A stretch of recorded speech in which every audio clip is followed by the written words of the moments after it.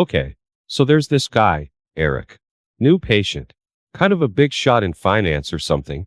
I cleaned his teeth, and yeah, he's cute. Really cute. Great smile, obviously. Flashed it and made some joke about how flossing's a pain. Standard stuff. Whatever.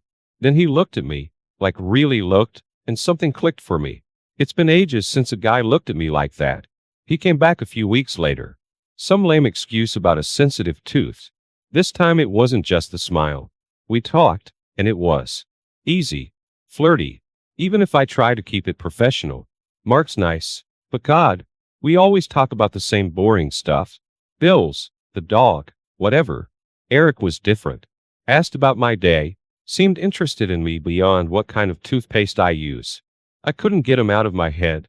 Daydreamed about him while cleaning some poor old lady's teeth. Found myself comparing him to Mark the whole drive home. And Mark came up short, the same way he always does. Not that Mark's a bad guy, he just settled. I felt settled too, until now. Eric made another appointment, special request for the last of the day so I'd be alone. I knew what he was doing, and, to be totally honest, a part of me wanted him to. There's excitement in that, right? A little danger, a way to shake off the routine. So we stayed late. I did the whole checking for stains thing. Stood closer than I had to. He mentioned grabbing drinks. Asked if I was up for it. Professionalism went out the window. Of course, I said yes. Figured why not? It's not like Mark would ever know. One drink turned into three. Talked about everything. My boring marriage, his work stresses. Felt good getting it out with someone who actually seemed interested. Maybe Mark used to listen like that? I couldn't remember. It was late when we left. Dark parking lot. Him walking me to my car. There was a moment. A long moment. Then that stupid voice in my head saying, "What the hell, one out?" I don't even remember who kissed who first. The thing about telling someone your secrets, it makes things feel real. Eric got it. Understood why Mark drove me nuts with his predictable schedule, his dumb hobbies. Eric asked questions, told me I deserved more, not just some boring suburban life. It felt good. Someone finally making me feel like I wasn't crazy. We couldn't just have drinks at the same bar though. That was asking to get caught. Lunch became our thing. Little hole-in-the-wall places where nobody would recognize us. It was like playing hooky. I told my coworkers I had some weird dentist appointment, and there I was sneaking out with him. The line started feeling normal, almost fun. The excitement was wearing off a little though. Lunch dates weren't enough. After one particularly ranty session about Mark, Eric gave me this look. Slow, like he was cornering me. Then he joked about finding somewhere more private to talk. His place was out of the question, too risky. But I knew exactly what he meant. Next thing I know, I'm booking a room. Some generic chain motel way off the highway. I gave myself a pep talk in the parking lot. Just checking it out, you can still walk away. Yeah, right. The moment I stepped through the door, that was it. We kissed as soon as I shut it behind me. Not like that first time. All fumbling in the dark. This was desperate, hungry, like we'd been waiting months for it. Turns out we were. He didn't even bother pretending to look at floss samples. I didn't care. Clothes came off fast, and everything else blurred together. The whole sneaking around thing? Suddenly it was totally, completely worth it. The hotel room was a mess. Clothes everywhere, sheets tangled, the cheap minibar raided. Usually, that'd bug me. But this time it felt like proof of something wild and reckless I'd done. Eric sprawled on the bed, grinning like an idiot. I did too, probably. The kind of smile you can't wipe off even if you want to.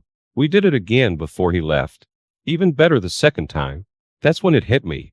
This wasn't a fling. This was something else. I don't even like that word, affair. Makes it sound classy when it just felt plain dirty, but also exhilarating, which was the scary part. Driving home, I felt high and squirmy all at once. Replayed every touch, every word in my head. But, in the background, this little voice started whispering, "What have you done?" Shut it down fast. Had to. Didn't have a choice. Mark was already home when I got in, watching some dumb show.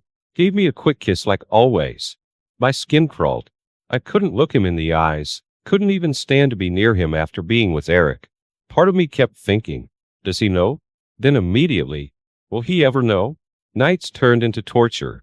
lying there beside him, pretending to sleep, smelling the same aftershave I'd spent the afternoon inhaling on Eric. I imagined Eric's scent, his hands, and the guilt would twist up my stomach so tight I thought I might vomit. When Mark would try to touch me, I'd flinch away. Started inventing excuses to stay late, claiming I'd forgot a patient chart or had a sudden migraine. He asked if something was wrong, looking at me with that concerned way he has. That made it even worse. I lied, said it was stress, a toothache, anything to shut down the conversation. The irony was killing me. Every lie made the pit in my stomach a little bigger, like it was eating me from the inside out. Every time my phone buzzed, my heart stopped.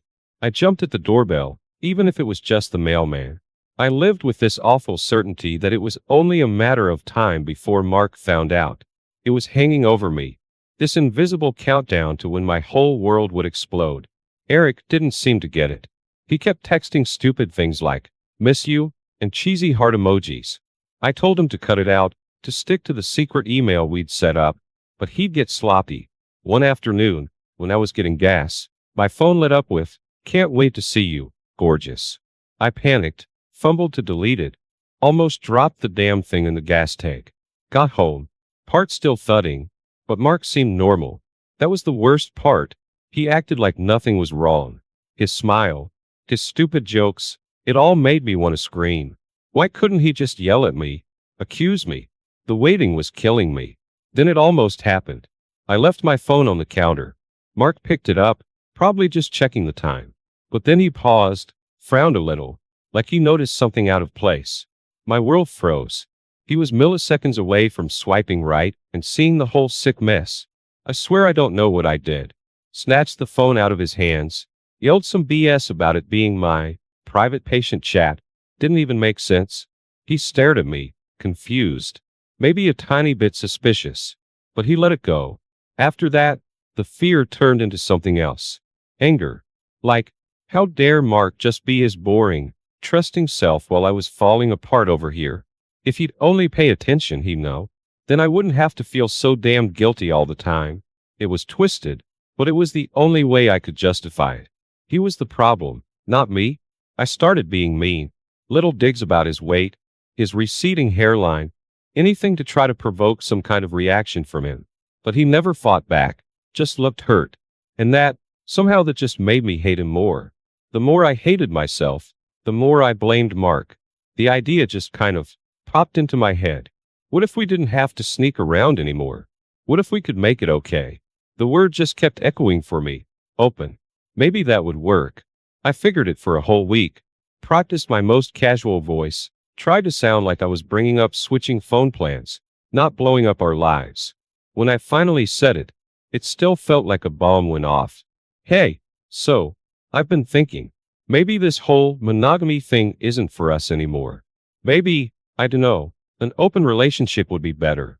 I blurted out, hating myself for not just spitting it out.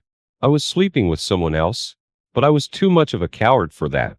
Mark just froze, blinked at me over his pizza slice like he didn't understand any of the words coming out of my mouth. He stammered something about it being out of the blue. Then his voice went all small. Is this one of those middle-aged crisis things people talk about? Are you going to dye your hair purple and suddenly start backpacking or something? He thought it was a joke. Or a phase? It stung. I was hurting him, and he thought I was just being weird. But here's the sick part. I played on that. Talked about feeling stifled, needing excitement, how it was totally normal for couples to experiment. I used all the half-baked therapy crap I picked up cleaning Rich Lita's teeth. He listened with that same lost look on his face. Then, the most messed up thing happened. He agreed. Said if it was what I needed, if it would make me stay, he'd try it. He actually said, try it. Like we were sampling a new brand of cereal. I could see he hated the idea, but he loved me more. I hated him and myself all at the same moment. And that's when the guilt vanished. I wasn't the bad guy anymore. I was just being honest, and Mark couldn't handle it. It wasn't even a real lie anymore technically. I had his permission to be with Eric now. That twisted little logic made it all okay. At least, that's what I told myself. Getting away was easier now. Well, telling the lies got easier. Work conferences, helping out an old friend who lived out of town. Mark never questioned it. It was like all that mistrust he'd been hiding just evaporated after that open relationship chat. Sometimes I wished he'd fought me harder, then I wouldn't feel so damn bad. But Eric was a whole different kind of problem. Now that I was allowed to be with him, it wasn't as fun anymore. He started getting obsessed, texting all the time, wanting to do couple-wise stuff like meeting my friends. No way in hell. And he kept saying these big declarations about how this was it. I was his soulmate, destined to be together. It was gross, not romantic.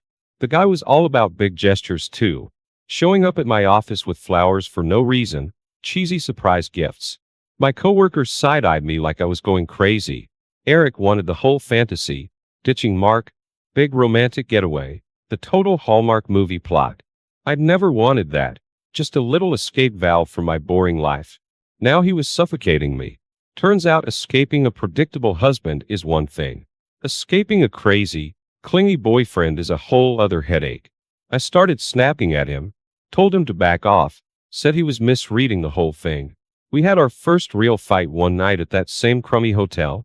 He called me a tease, I called him pathetic, and the fantasy of him being anything more than what he was, a distraction, shattered for good. He got that cold look in his eye that I'd started realizing was his true self. I was an idiot for ever thinking he was some kind of glamorous escape. And worse, I still had to go home to Mark afterward. Mark who'd been kind enough, stupid enough, to trust me. Talk about feeling trapped. The thing about chaos, it gets exhausting. Fights with Eric started becoming a regular thing. The sneaking around felt pointless, and the guilt was a constant weight pressing down on me. Then, in the middle of all that, the craziest thing happened. I missed Mark. Not in some big romantic way, but I missed his boring routine, his dumb predictable jokes, the way he'd snore softly next to me while I lay awake, feeling like the worst person on the planet. I made up my mind. I had to end things with Eric. Figured he'd get mad, but after a bit of yelling, he'd get over it. Go find some other bored housewife to obsess over. The plan was simple. Meet him at our usual lunchtime hole in the wall, break things off quick and clean. Didn't go that way.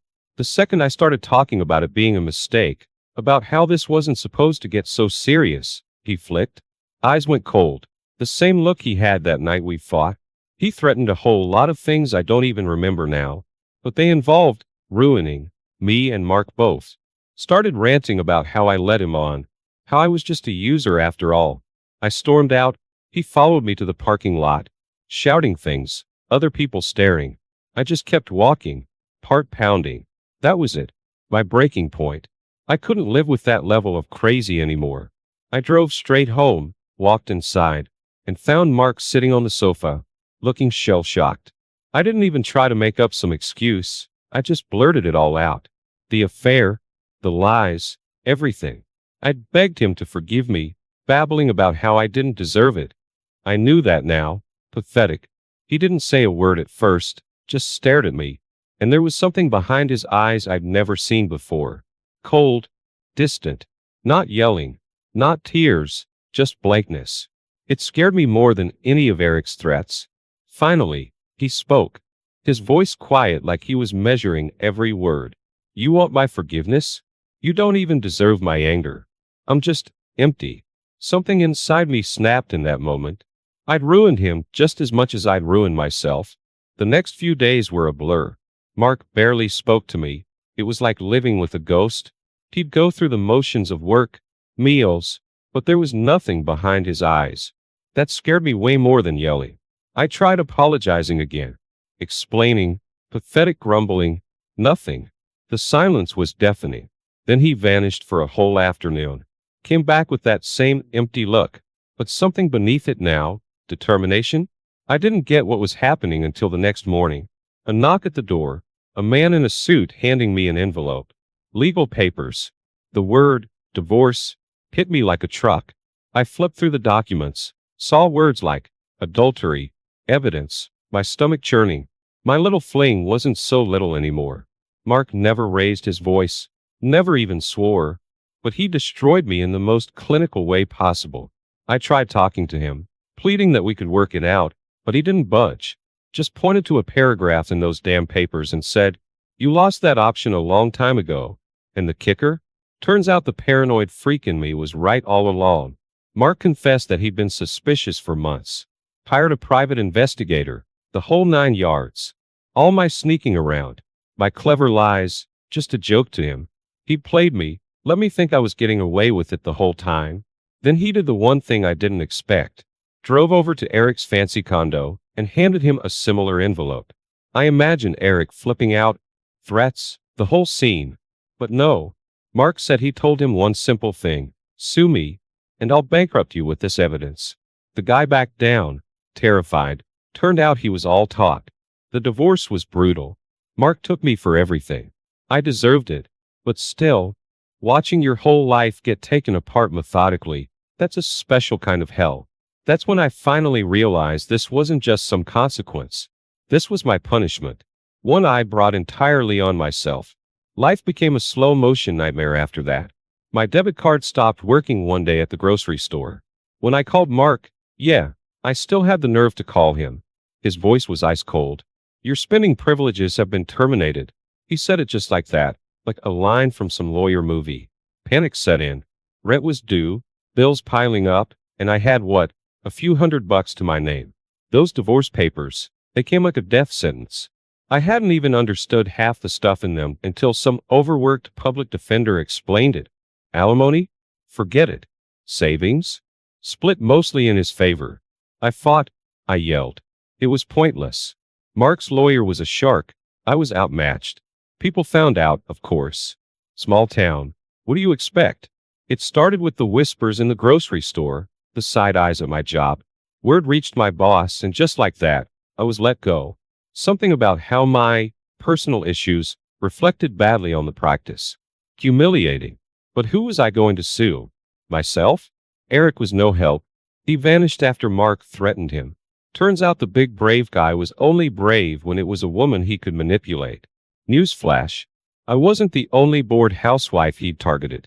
Some gossip blog even ran a story, used a fake name for me, thank God. But everyone knew who it was. The dentist's wife who blew it all up. Packing up the house was the lowest point. Every box felt like a piece of my old life I was destroying. Mark had already moved into some fancy new condo.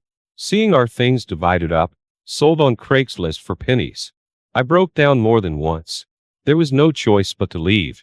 Took what little I got from the divorce, found a crummy apartment in a city 2 hours away. No job prospects, no friends, nothing.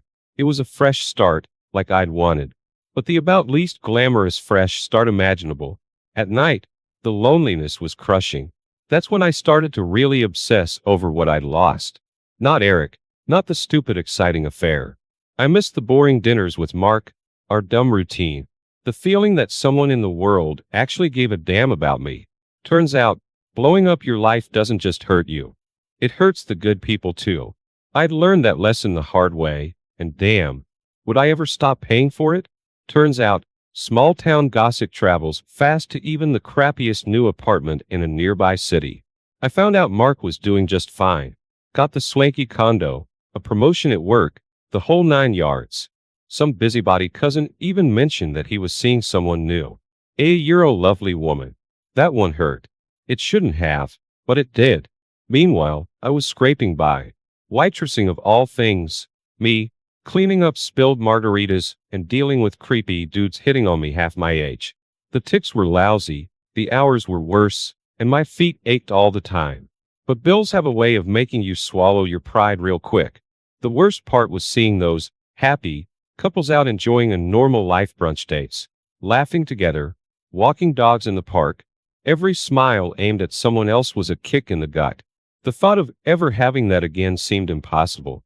I pictured it sometimes. Maybe me and Mark having kids of our own. That whole picket fence fantasy. Now it was just that a hollow, stupid fantasy.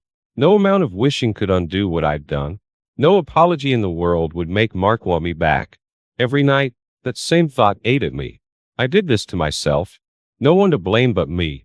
Sometimes it would get so bad I'd just sit on my tiny balcony and cry, too tired to even care if the neighbors saw. Self-loathing. It turns into a whole different beast after a while. It seeped into everything. Sleeping was hard. Eating felt pointless. I started calling in sick to the already crap job because I just couldn't face the world some days. I even prayed a few times, pathetic as that was. Not for forgiveness exactly, that sounded too hopeful. Just for some way to make the relentless misery stop. Obviously, no one was listening. This new life. This wasn't rock bottom. It was some kind of endless hole I kept sinking into. Every time I thought it couldn't get worse, it did. But I guess that's the thing about consequence. The bathroom mirror was fogged up from my shower, and I couldn't resist. My finger traced a little heart on the steam. Giggling, I quickly wiped it away, a ridiculous grin spreading across my face. I hadn't felt this lighthearted in, well, I wasn't sure how long. Something shifted in me as I got ready for work. Maybe it was that dumb heart on the mirror. I slid my wedding ring off, letting it spin on my finger. The cool bareness of my skin felt strange, but thrilling too, like I was shedding a weight I didn't know I'd been carrying. I tucked the ring back on before I could think too hard about it, but the sensation lingered. He's overreacting. Like, seriously, I complained to Sarah over our lattes. Our Thursday ritual. Just because I get a text sometimes. It's probably work stuff. He shouldn't jump to conclusions. Maybe, Sarah said, but she didn't look totally convinced. I rolled my eyes. Honestly, sometimes I wondered if she thrived on the drama more than I did. Still, a little flicker of doubt poked at me. Did I sound too defensive? Was it obvious I was hiding something? Later that day, fixing my hair in the office bathroom, I felt his eyes on me when I reached for my phone. The familiar crease appeared in his brow, that look of worry that was starting to grate on my nerves. Whoa, what? My laugh was a little too sharp. Can't I have a little privacy? But his face stayed tight, and I fumbled for an excuse. Gotta run. Sorry. I grabbed my bag and practically fled the office. In my pocket, my fingers traced the crumpled paper. The little cafe, tucked away on a street he'd never suspect.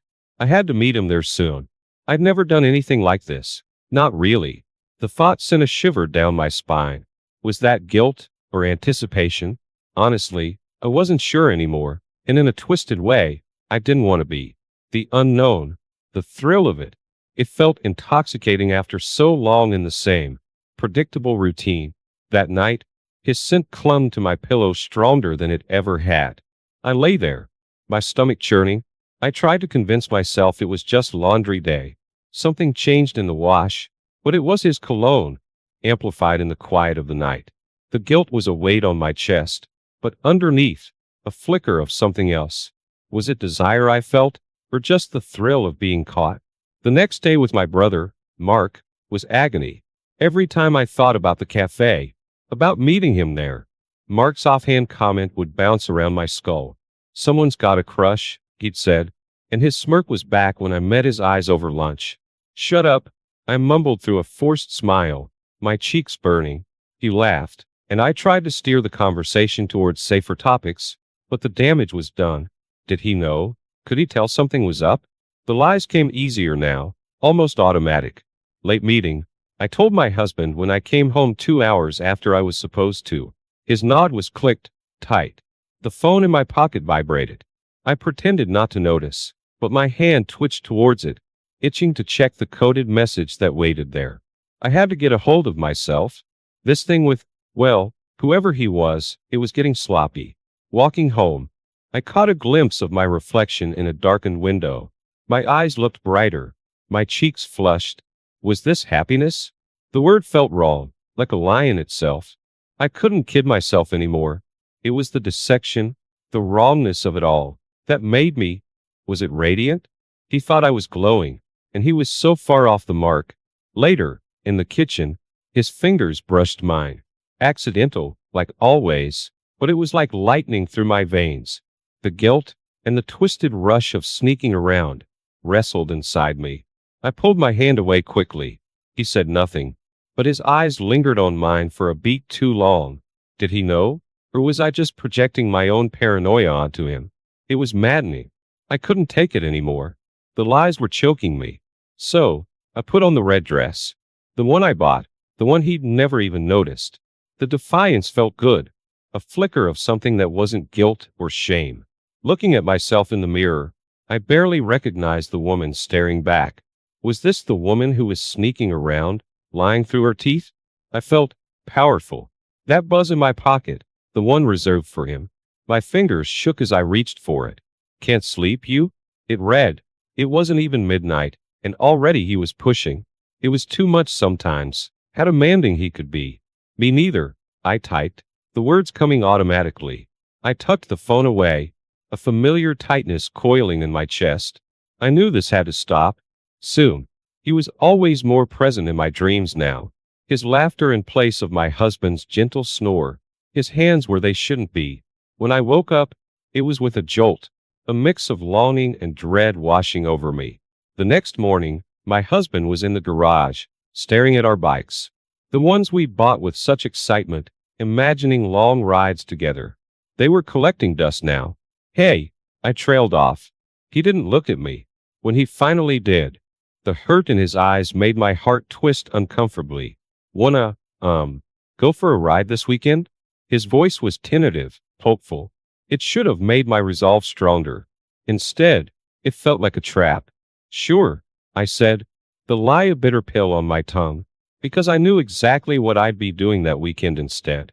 And this time, the guilt stabbed at me with a force I hadn't expected. I started making excuses. To myself, to my husband, to anyone who'd listen.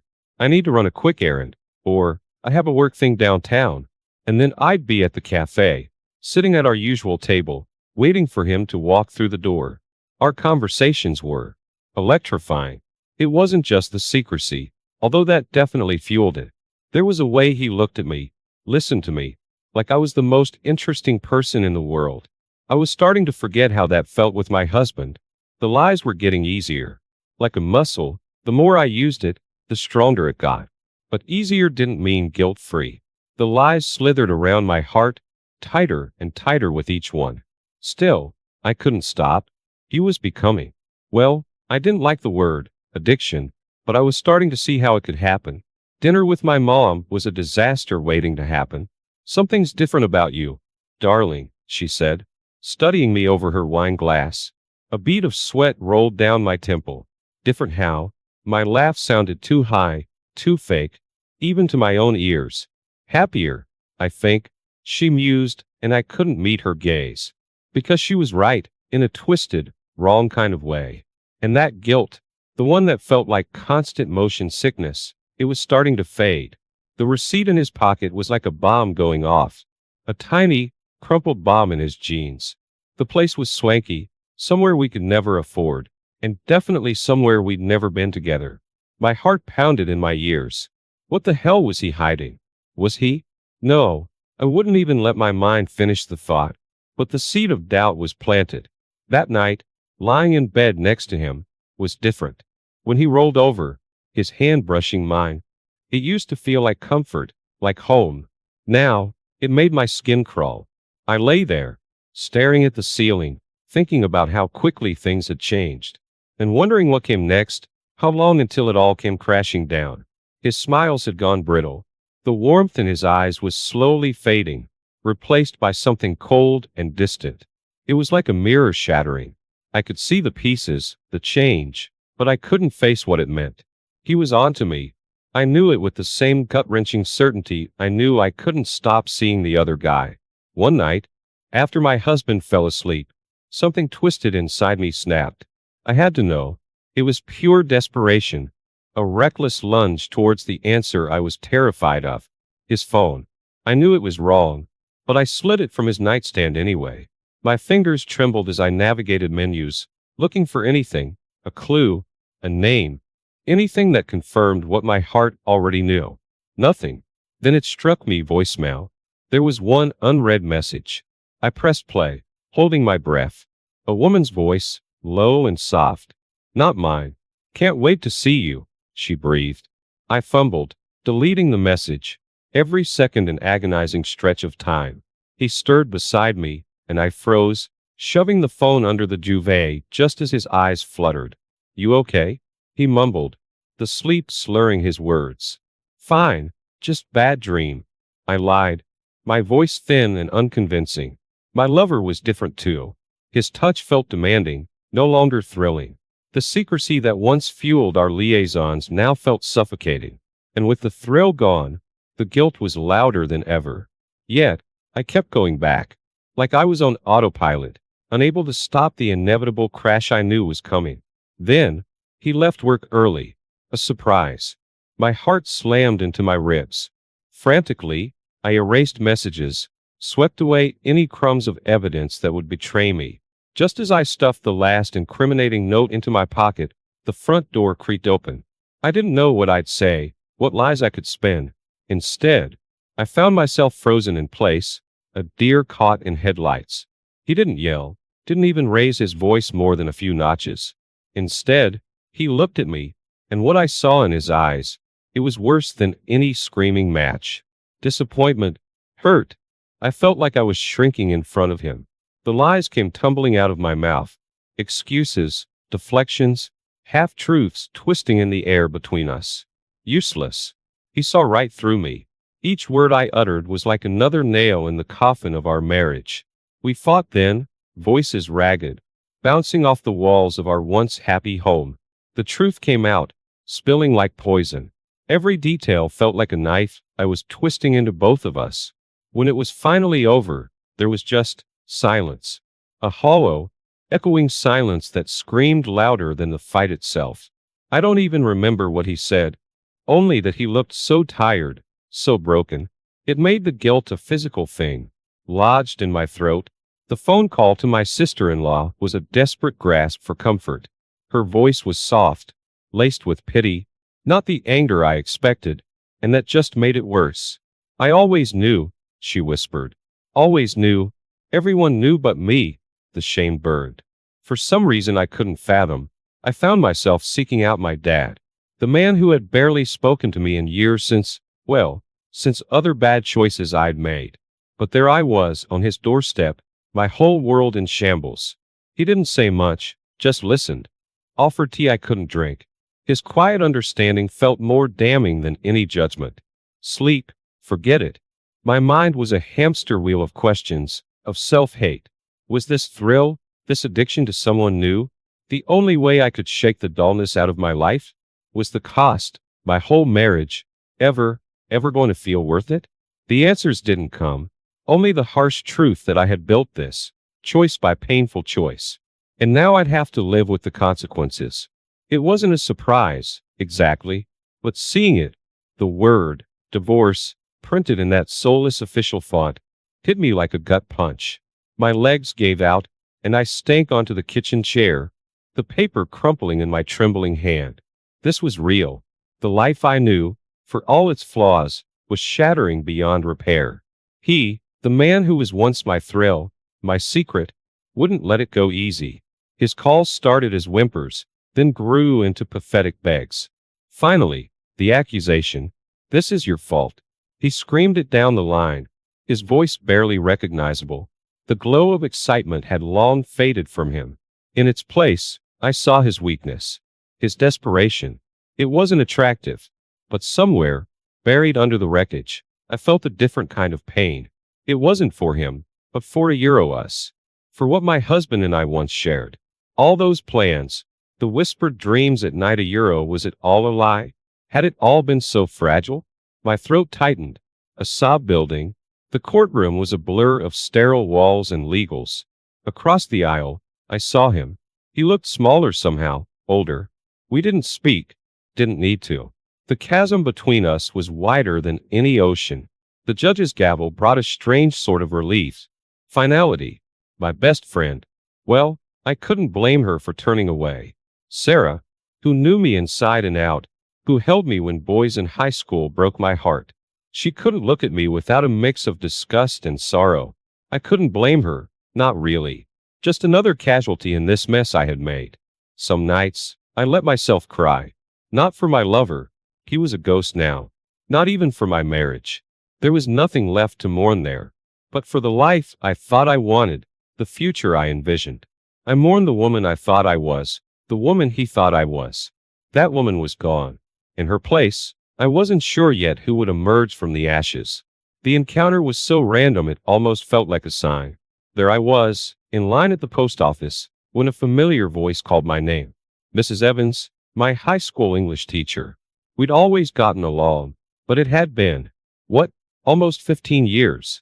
So, dear, she said, peering at me over half-moon glasses, what are you up to these days? Her eyes were kind, not judging, and that's when I spilled it all. The affair, the divorce, the crushing sense of worthlessness. Somehow, it was easier with her, a stranger now. Maybe because I knew she hadn't seen me, hadn't loved me, before all this. To my surprise, she didn't gasp or scold. We all rebuild, she said gently. Sometimes, we have to tear things down to the studs first. I choked out a laugh. Was that a building metaphor or a confession of her own? It didn't matter. Just hearing it out loud made it feel less catastrophic. The red dress hung in my closet like a taunt. I took it down, stared at my reflection. The woman in that dress, the one hungry for Euro excitement? Danger? She wasn't me anymore. Or maybe, she was a part of me I had buried too deep. Donating it to charity felt like an exorcism. Watching him pack was agonizing. Each sock, each folded shirt, was a chip off the wall between us. I wanted to scream, stop, but what was there left to fight for? Promises, love, all gone. Ash in the fireplace of my own making. The car door slammed. I stood on that empty doorstep and felt the finality of it wash over me like cold rain. We hadn't spoken a word, didn't need to. The empty half of the garage was more eloquent than any goodbye could ever be. The house, it wasn't a home anymore, just a big, silent place full of ghosts. I sat there, in the quiet of our failed togetherness. But among the echoes, a question flickered. Okay, so this was the rubble of my life. What would I build from it? Who would I build from it? The answers wouldn't come easy. But, for the first time in a long time, there was a tiny glimmer where the despair used to be. Maybe, just maybe, some things could be rebuilt stronger. I hated therapy at first. All that forced digging into emotions felt more like ripping open an unhealed wound. Plus, the therapist, Dr. Lewis, with his wire-rimmed glasses and calm voice, made me vaguely suspicious. Like he could see right through me, all the stupid choices I'd made. But after a few tear-filled sessions, something shifted. It became a place I could fling around anger, messy guilt, and even pinpricks of hope, without judgment. Those tangled emotions started to feel less like monsters, and more like puzzle pieces I just didn't know how to put back together yet. One afternoon, I walked past the dusty bikes in the garage. They had turned into symbols of a life abandoned, of promises broken. I hesitated, then grabbed a rag and started polishing the chrome.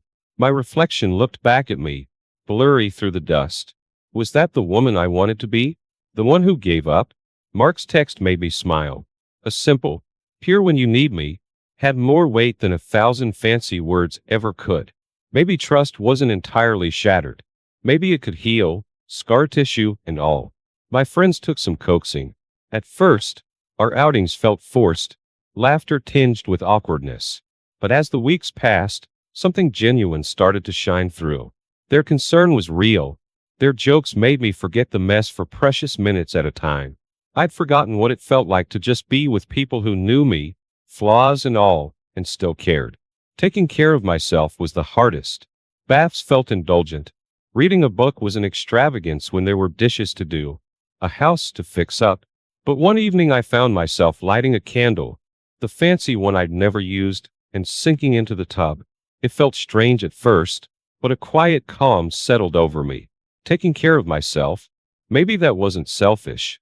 Maybe it was the first wobbly step on the long, hard road to getting back to feeling like a whole person, not just the wreckage of one.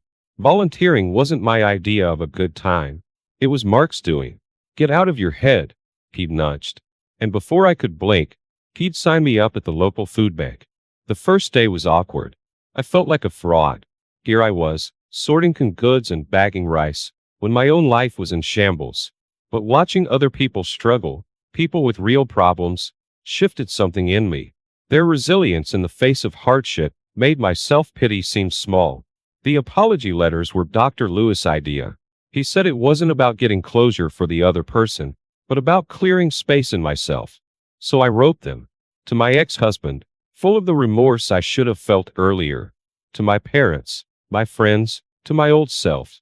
Some letters ended up crumpled in the trash. Others felt cleansing to mail. Whether the recipients would ever forgive me was irrelevant. It was about starting to forgive myself. My wedding ring still sat in its box on my dresser. It was the weight of 1,000 bad decisions. Sometimes I'd pick it up, rolling it between my fingers. Then I'd put it back. Was it a reminder of failure or a symbol of survival? I wasn't sure yet. On the bus the other day, this guy across from me smiled. Not a creepy smile, just nice. And just for a second, I smiled back.